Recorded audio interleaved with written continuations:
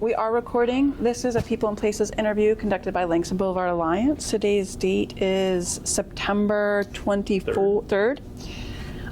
We are at Wild Birds Unlimited in Arlington, Virginia. My name is Maggie Chow, and I'm the program manager for Langston Boulevard Alliance.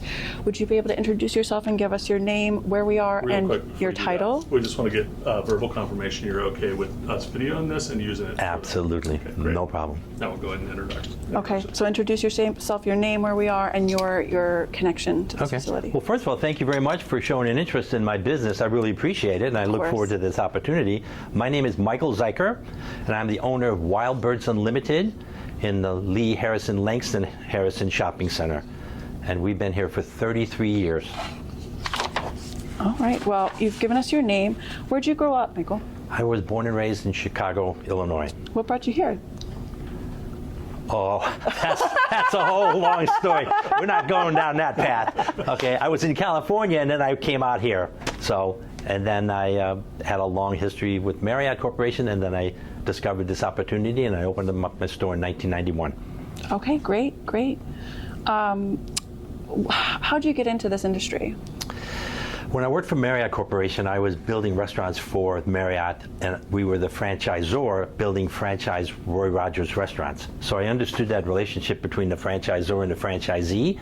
When there was a big downsize in the late 90s and our department had to dissolve, I looked for opportunities with franchises to see what I wanted to do.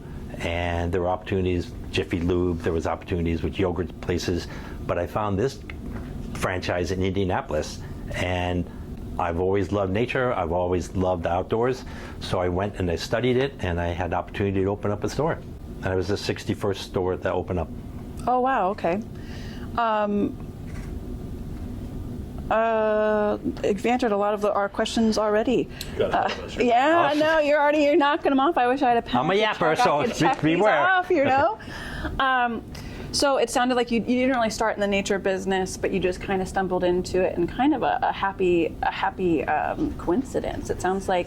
And remind me again of how long you've been here at this location. 33 years in this location. Okay. We opened it up in November 91, and we've been here ever since.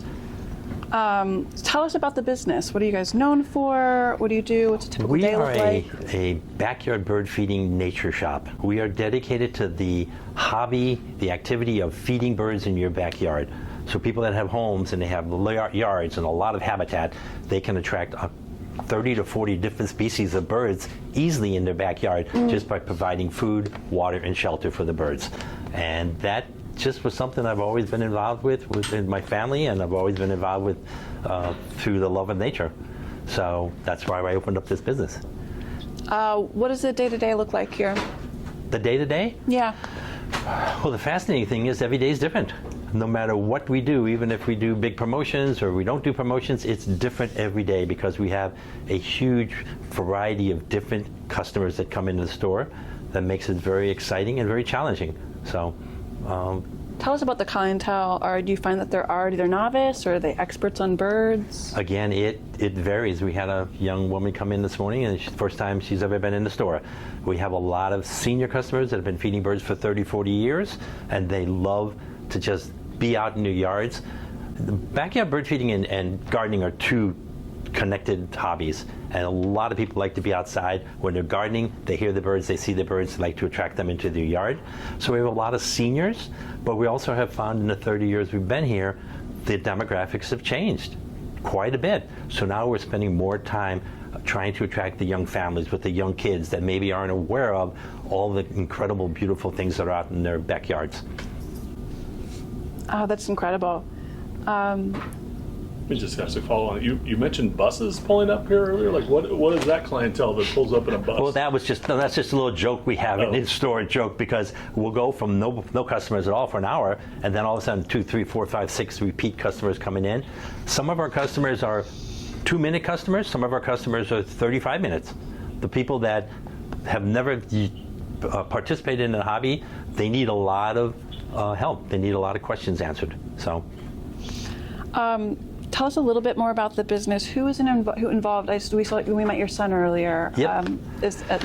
My son's taken over. multi-generation. He started when he was 4. He was in commercials when he was 4 years old, doing commercials. Okay. And now we have 2 managers, my son, and then we have Claire, and then we go through a lot of part-time people, as you can imagine. A lot of Sure. students, they come 2-3 years, then they move on to college. They may graduate from college, they move on. So it's a nice stepping stone for the young people to come, learn about business, learn about relationships, learn about customer service, and then they move on.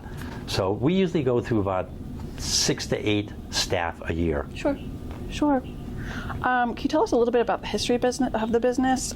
Some of the most memorable moments that you might have had, any changes that were really significant over the last 30 years? A lot of changes. The biggest change was that 25 years ago, they did a major renovation to the shopping center because it was pretty worn down. It was very old, pretty worn down. They chopped off, right next to me, they chopped off the building and dug a big hole, and they built Harris Teeter. Yeah. So now we have big Harris Teeter as an anchor. They remodeled the whole shopping center, and we've seen lots of businesses come and go. We have had a McDonald's that couldn't make it here. We've had a Popeyes that couldn't make it here. We've had other restaurants now that are very established, nice restaurants. But we've had a lot of changes in the shopping center. How did you have to adapt to overcome those changes? We just keep doing the same thing we've always done. We give our customers great customer service, and we give them respect no matter what challenges they bring into the store. And that's how we've been able to maintain. I mean, we've been through recessions, we've been through 9/11, we've been through COVID. We had a healthcare next to us when COVID hit, and we literally shut our store down for 18 months because everybody was standing outside sick. And so we shut our store down. We did all online and deliveries to our customers. But that's how we've survived. We've given them great customer service and value for what they're spending for their products. Sure, sure. Any memorable moments that come to mind? Memorable moments. Every day there's a memorable moment. Yeah, memorable moments. I'd say the challenges with 9/11, that was scary. I remember I live in Silver Spring, driving over the Teddy Roosevelt Bridge and seeing the smoke. I'm thinking, something's not right here. Something's weird. And then all of a sudden, you turn on the TV and you see that the country's under attack. That was very challenging for everybody. Sure. But no, it's very exciting because there's moments, different moments every time. Sure. Any favorite customers? Any funny customer stories? Well, the truth of it is, I like all my customers, whether they spend $2 on a block of suet or if they spend $150 every week. And I have a lady, I won't give you the name, she was my first customer on the first day I was open, and she's still coming in once a week. Yeah. Wow. Yes. So, I mean, just loves her hobby and loves feeding the birds, and has been with us for 33 years, once a week.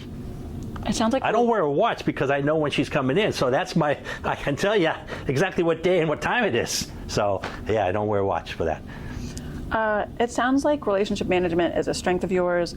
Can you tell us about any other successes or accomplishments that you're most proud of? Well, again, I think the challenging thing is that we're in a very small space. And so in order to grow our business, we have to constantly juggle the space, the quantity of seed. Again, we go through about 4 tons of this every week. Wow. And 20 years ago, we would leave the door, if we give the truck driver a key, he would open the door, he put all the food on the floor exactly where we told him. Because of changes in their industry, they now put all this food outside, and now the last 10 years, we have to literally go outside every morning on Thursday and bring it in bag by bag. We do it 200 pounds at a time with the truck, but now that's a big challenge that we didn't have 20 years ago. Sure. So those are kind of challenges that happen in retail all the time. Technology, new computers, all electronic, different trucking issues, all kinds of things like that happen on a yearly basis that you have to be flexible or you're not going to make it. Sure. So. Sure. What are some of the lessons you've learned? I'm sure you've learned so many, but do any stick out? Most of them are positive lessons that the customers are just coming here because they need something. They need the piece of feeding their birds. They need the enjoyment of feeding birds, the feeling of helping the birds in the environment that's being destroyed as we speak, trees being chopped down. asphalt, concrete still being poured everywhere. The birds are challenged trying to survive. And they come in here because they have a need, and we try to service that need and help that need. And that's a rewarding thing for us. Once a year, we get a challenging customer that you have to just let it go and say, it's not us, we didn't do anything, we did the very best we could, but don't let it bother you because the next person's coming in. So those are kind of lessons that we try to train our staff and make sure that they know that it's not on them if they do have a tough transaction. Sure. So. Sure. Moving into the neighborhood, what is Langston Boulevard? What was the Langston Boulevard neighborhood like when you started, opposed to now? What are some of those changes that you saw over the last 30 years in the neighborhood? You know, the fascinating thing is when I think back, there hasn't been a tremendous amount of changes in the neighborhood per se. This is a very well-established old neighborhood with single-family homes, a lot of trees, canopies, which the birds need to survive. So the biggest change here is that the little homes are being torn down and the big McMansions are going on the same footprint. That's kind of challenging for the birds in their habitat, and for us to get people excited about. But in terms of the corridor, a little shop here, a little shop there, a pizza parlor here, a Caribbean Grill, which is a great place. Little places like that, but it's still the same corridor. It's still 4 lanes. It's still, you got those established places like the bakery, Heidelberg Bakery. There hasn't been that many changes, which is a good thing. Sure. We would not want to see these little single shopping centers coming down and putting up 4, 5, 6-story high-rises. We like to see the sun. We like to see the clouds. We like to see the birds flying. We don't want everything blocked off with, if they did to Langston Corridor what they did to Ballston, we would not be happy. Sure. I mean, I understand with the Metro and Ballston Corridor, they've got to do that. But we don't want that up here in North Arlington. We want the trees and the homes and the green spaces for the peace and the sanity of living here. Sure. So I haven't seen that many changes. We're going to be using that quote, I think. Yeah, we haven't seen that. I personally, haven't seen that many big changes, Sure. to tell you the truth. And when you initially started the business or opened this franchise, what drew you to this area? What were kind of the deciding factors to bring you out here? Well, I lived in Arlington, and I did a lot of research driving around all over the place, and I didn't find any nice area that had a big, this is a nice strip center, or it's not a strip center, but a nice shopping center, had a lot of established businesses to bring people in. And I knew that in order to survive, I needed other businesses to help us out, Sure. okay? And so this was the best location I could find in Arlington. So this is why and again, it's the neighborhood, it's the demographics, it's all those homes, all those people in those homes with the trees that have the birds in their backyard. That was the key. Yeah, sure. You guys probably you probably weren't affected too much by desegregation or in the 50s and 60s. Some of the older businesses. What was it? What was Well, because some of these folks have been like in the 60s. So Right. Lieb over there, we asked him about desegregation, and he had Right. some rich stories for us. What about the tech boom in the DC area? That would have been Well, I think the early so 2000s, maybe 90s. this goes towards clientele. Like in the 90s, you got the tech boom here. I should say late 90s, early 2000s, you started to see a change in the economy for the better. Right. And so maybe how has that affected you? How did that affect the area, I guess? I don't know about the tech boom as much as the fact that so many people in this area are more than likely working for the government, in the government, contracting with the government, military. So when there were some major changes in the 90s and the 2000s where all of a sudden they were moving huge thousands and thousands of people out to farther reaches with newer areas, that put a little fear in us because we didn't know how many of our clients or customers were going to be having to move to Woodbridge or Sure. out to different military locations. Yeah. So the government's going to shut down. Every 6 months it's going to shut down. That scares us because if our customers are working for the government and they're not getting a paycheck, Sure. they're probably going to cut back on backyard bird feeding. before they cut back on filling up their car or filling up the refrigerator, whatever. So all that stuff, it's a little nervous. It always kind of smooths out from time to time. Sure. Sure. But I think the tech industry, if anything, has maybe brought younger people in here that have a little bit more disposable income that they can say, yeah, I can buy a nice bird feeder. And I mean, yeah, we won't go down that path yet, unless you ask me the question. Okay. Now you got to figure out the question. Yep. Did you want to talk about how you used to do all the transactions pen and paper, only checks and cash, and now you're paying more in credit card capture fees? Well, that kind of ties in a little bit to the technology, and that's a good point. Again, 33 years ago, Mr. Smith and Mr. Jones would come in, and I'd have a piece of paper, and I would write out their name, and here's your ticket, and they give me a cash or a check, boom, out the door we go. Now everything's electronic, everything's push button, everything is cloud, boom, boom, boom, and we have to pay for that. So we're paying $1,200 a month just for data capture charges, where that's a big number for small retail. Okay, and these things keep going up and up and up, and that's a big change. And those are the kinds of changes that you have to be real flexible with and try to make sure that you can budget for it and organize for it and be prepared, because it's a lot of training. If it wasn't for him putting together the system, I'd still be trying to figure out how it works with that new technology and everything. So, And you've touched on this a little bit already, but why would you say these long-standing legacy businesses are so important to the Langston communities? the backyard bird feeding hobby in itself. Just Long-standing small businesses in general. like yours that have been around for a long time. Why are they important to the community? Because people, they build a relationship with us, number one. They build a trust with us. They build a feeling of security and safeness, and they know when they come in here, we're going to smile, we're going to make jokes, we're going to take care of their needs, we're going to take the seat out to their car, and we're going to be honest with them no matter what. If they come in and they say, I want this, I say, I'm not going to sell it to you because it's not going to work. Mm-hmm. So it's that honesty and the integrity and the respect that we give them. And people like that. And they don't want to guess, oh, I see an ad, I can buy this for $10 less, but it might be junk and it's not going to work. They know what they're doing when they come here, and they feel that sense of, I know what I'm getting when I come in here. Sure. And I had an idea I was going to share with you about, stopped, the lady was walking by Sunday. She's looking lost. I said, can I help you?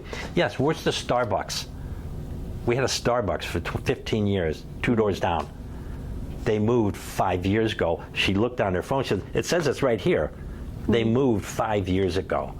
People don't want to be guessing, where is this, where is that, where did they move? We had a foam center in the basement of the shopping center. First 15 years I was here. He moved 20 years ago, way out to Merrifield. People came 10 years later. Where's the foam center? He moved out to Merrifield 10 years ago. That disrupts people's lives, it disrupts their rhythms, it disrupts everything. They want to know, if they're happy with something, they want to know they can keep going back to it. You know, it's just that security. Sure. You know, and we provided that for them for 33 years. You know, we've talked so much about the past. What does the future look like for you guys? Well, now that I'm out of the store, these 2 young kids are growing their business. We're having our best year ever. They're doing a great job. They don't need me. They keep telling me they don't need me. So, I don't know. What you said, Cancun's nice this time of the year? I should go to Cancun? I don't know. Yeah, no, they're doing a great job. And, you know, I actually put the store up for sale 2 years ago because I was ready to move on and retire. He was going in a different direction. But he said, I'll take it on. And he's doing a great job with Claire. They're doing a tremendous job growing my business. I don't need to sell the business. You want to get him in the video? Let's get him in the video. Yeah, sure. Does he want to answer any of these questions? You want to get on the video? No obligation. Me? Yeah. Yeah. Since he's talking about the He didn't hesitate, did he? future of Yeah, the, no, future no of the obligation, but Yeah, give me 1 second. we'd love to hear from you. While we're waiting for him, you had talked about, you've got a younger generation that you're trying to attract. Yes. The clientele has changed a little bit. What are you guys doing to do that? Like, what's the... You know what? That would be a good one for him Okay. because he's actually starting to do some new marketing technology. Okay. Him Okay. and Claire are doing marketing We'll ask technology. you that one. Yep. Perfect. Okay. So why don't we go back to your question about what's the future? And you Sure. can just introduce him and. Okay. So now that we've got, Get in or am I? sure. No, Well, you can just you can- get right over there. Okay. if you don't mind just introducing yourself. Well, why don't you ask the question about what's the future? You asked me, what's the future look like? Yeah, Okay. that's gonna be I got you. I got this all Oh. set up. Yeah. All right, guys, we've talked about the past so much. What does the future look like for the business? This is what the future looks like. This is my son, Asher. He's going to introduce himself. He's going to talk to you about how he's growing the business through all the new marketing stuff he's doing. Let's have you hand him the mic there. Oh, yeah. Sorry. You want to hold it? Yep. You can stay in frame. So stand next They've to got a us. guest. Oh, you got a guest. Okay, cool. Is that okay? Perfect. Asher, let's have you scoot over this way. Just right in front of there, the that's choice perfect. blend. You got it. Okay. Is that good? Yeah. Okay. So let's start with an introduction of yourself, and then we'll talk about you. All right. Tell us about the future of the business. My name's Asher. I've been working here since I was 4 years old, the son of the owner, like he said, been doing commercials, was on TV. We're growing the business, and the future's uncertain. So, I mean, he's also looking to sell. That's not a guaranteed thing that's going to happen. You know, we've been in business a long time, and we're constantly growing, so we're not going to give the store away. I'm having a great time running the store with Claire, who's been a manager here for about 2 years, and together we're just going to keep growing. What are some of your favorite moments from the shop and the business over the years? When I was maybe 8 or 10, we have an anniversary party every single year, and around 8 or 10 years old, we did a 12-hour day, 8 to 8, and it was a one-day sale. Great party, a lot of pizza, a lot of customers, and as a little kid, the store's a lot different now, but we had the whole back just filled with seed. So, I mean, I'd at one moment be climbing the seed, at the other moment I'd be helping customers. So, just the camaraderie with other employees, other staff, coworkers has been a lot of fun. And you guys do a lot of outreach. You work for, I know just from experience, you guys do Earth Day with us. And can you tell us about some of your community partnerships? Yeah, we've the franchise as a whole is partnered with Cornell Labs, so that's one thing. That's more of a back end kind of partnership. Like you said, we did Earth Day. At one point, staffing can be very tough. So when it is pretty small on or low staffing, you know, a lot of people are in school. We really try to focus on the store itself. But when we do have the staff, since I've been on, since Claire's been on, we're able to partner up with a couple more people. So we did Earth Day. We have done fundraisers for a bunch of different groups. We did a fundraiser for a movie theater in Tomahawk, Wisconsin, which was going out of business because of COVID. They were an old film movie theater, so they didn't have digital movies. They had one screen. And we did a fundraiser here, and we saved the theater, which was a lot of fun. It's amazing. My dad is a big fan of a Ukrainian folk band called Daka Braka, and they're touring the country, and he fell in love with them, so we did a fundraiser for them. A lot of black oil seeds, which is the prominent seed in all of our blends, comes from Ukraine. So there's a little tie in there, but it was mostly just because he is a big fan of theirs. And then sometimes our customers come to us with some outreach things. Sure. Yeah. So I think we did. I just forgot it. But we donate some feeders, some seed to auction off to raise money for different outreach possibilities. Great. Ben, do you have any questions? Yeah, so let's talk. We were asking your dad about this. He had mentioned that the clientele is changing. There's a younger families and stuff like that. And he mentioned that you have some plans, or that you are looking to bring those people into the hobby space, into this Yes. space. What are you doing there to bring in that? Yeah, a lot of different marketing opportunities. I mean, back in the day, we used to do postcards and postcards only. That's not a big turnaround now. A lot of people get 10,000 junk mail items per day. Yeah. So then we moved to emails, and now emails is kind of the same thing. A lot of junk mail, a lot of stuff going straight to your junk mail, or just you don't even want to open it. So we're looking at text message marketing. That's one thing. Now that's only for our current clientele. We're also doing a lot of outreach for new customers. So we are looking to do some TV ads. We are currently in 2 different bars where our commercial plays every 5 to 9 minutes.